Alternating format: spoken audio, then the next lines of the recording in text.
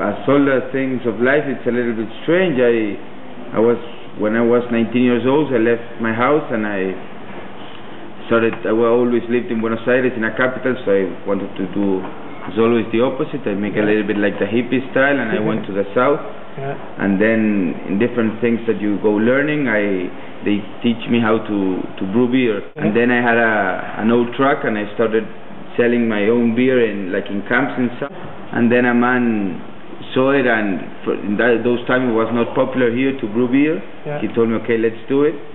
What do you need? And when I started seeing what's going to be the investment and what to do, I really noticed that I didn't knew nothing. That my knowledge was really limited. I helped in different small breweries here, and then I flew to Germany, to Berlin, to the VLB, the Technical Universitat, and I studied there for 1 year. I make the brewmaster course, and then I stayed 2 years more working there, and I really like my profession. I'm really thankful for God or for nature that I was every day. and that I really like it. It's not something that it's more a hobby than a work.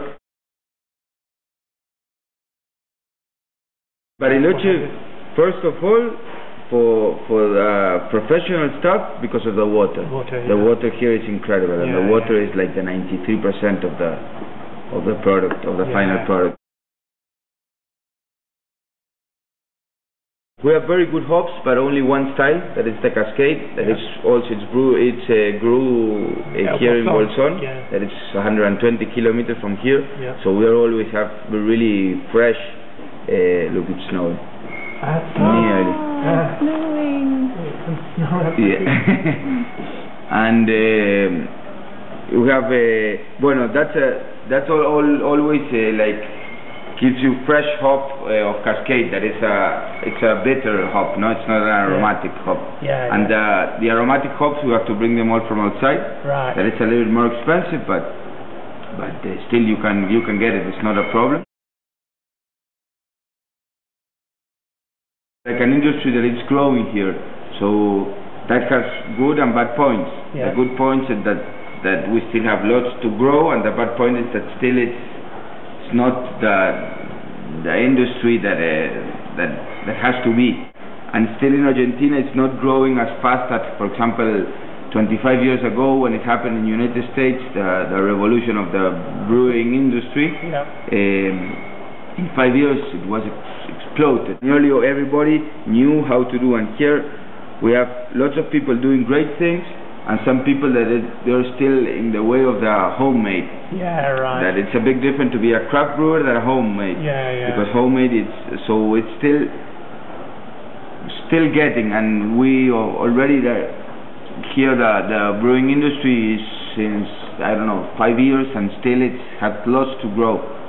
We waited to grow better, or faster, but still we are on the way. We are sure it's gonna grow, but still we're there working. So that's good point that we're still there and ready when it explodes. If you're there, it's always good. But still rowing and rowing, because it didn't have still at its dimensions, no? Most of all from the United States here. From the United States, It's not I made travels. I spoke before. We went to some world championships of beer to the United States, and they were great. The breweries there, they're incredible, because they really know what to do, no? They're not playing. That's really what I like. Most of all, they're influenced from there. The United States also was influenced from Europe. But then, as always, they make a little interpretation of the stuff.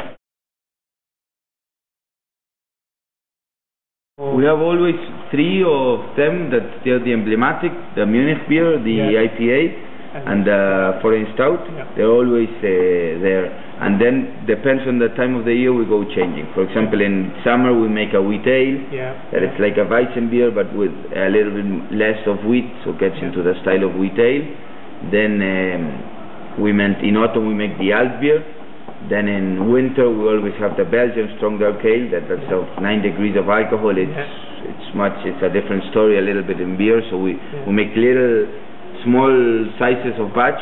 Yeah. And yeah, we will go changing every season. We change one style, and also because it's my profession. If not, I get bored. Get bored. Yeah, fair enough.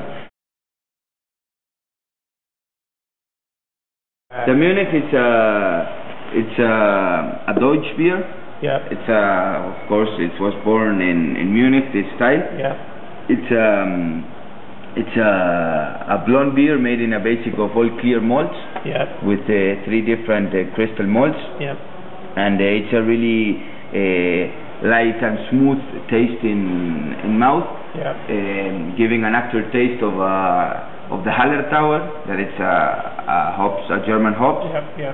And it's a really refreshing beer. Yeah. No. Then it's a blonde beer, and of course then we have the IPA. Now we're going to get a glass if not, and we see that it's always nicer to see. Yeah. The IPA, that it's an English beer that is in a basic of caramel malts.